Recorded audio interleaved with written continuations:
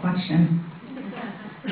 So I think really the critical piece to remember about the county, among its many roles, one of its major parts is to be the provider of last resort for people in this county. And that's why there are 165 nonprofits working with the county with huge contracts, because the county can't do it all, but it's its responsibility to do it all. So I think first and foremost, the nonprofit role is to continue to partner with the county to implement some of the things that I mentioned in my opening remarks. So Kirsten mentioned criminal justice realignment. As you all know, the county just issued an RFP to do some work around the criminal justice realignment for $1 million.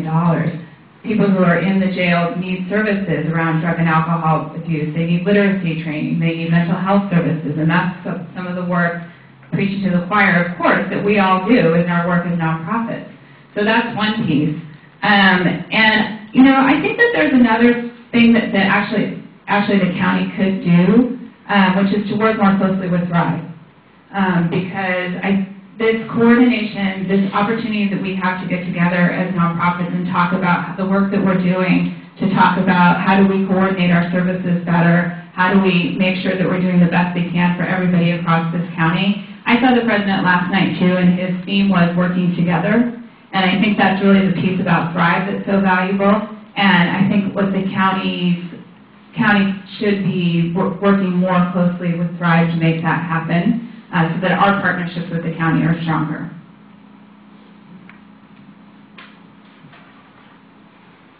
Thank you very much. You know, this is a curious democracy we live in, tenuously perched in a free enterprise system. And isn't it really strange that in a country as wealthy as ours, the public sector and the private sector need to rely in this day and age on the third sector to survive. Some people might say it's tragic. Other people might say there's an opportunity here. Certainly in terms of the relationship between the county and the nonprofits, number one, it needs to be well articulated. Number two, it needs to be coordinated. And number three, it needs to be respectful. Understanding your finances, the county's finances, and in a collaborative way, figuring out how we can improve delivery of services. Without the third sector in this country, we could possibly be unlivable in the urban core. And if we don't understand that, and if we can't internalize that and integrate it in the public sector, we're in trouble.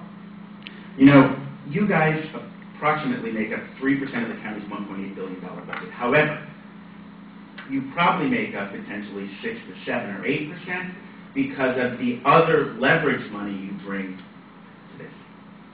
And so understanding how we can collaborate with you to leverage more money to basically get more services is critical.